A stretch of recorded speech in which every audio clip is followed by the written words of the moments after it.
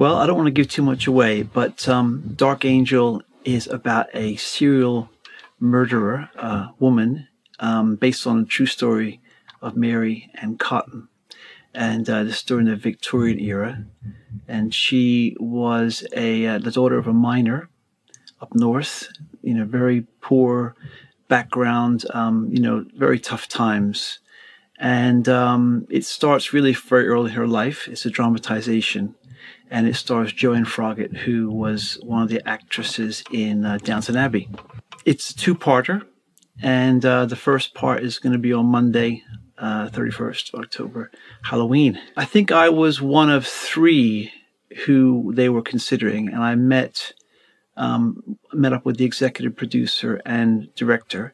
So when reading the script, I got some really great ideas just, from the dramatization script. It was a challenge because I suppose it was, I want to be sympathetic to her character.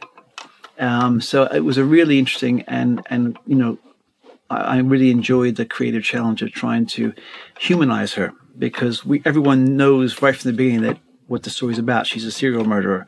So how can one be sympathetic to a serial murderer?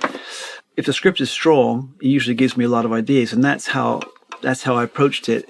Fortunately, I was given the script, and then when I went to have the meeting with Kirsty and Brian, I was able to talk about some of these ideas. And it was through that conversation, I think, that the three of us realized that we were already kind of talking in quite a detailed way about what the music might do for the project.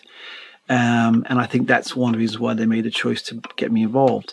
And I got a couple of really strong themes, which one of them ended up being the whole final end 2 minutes, which the editor used to cut to.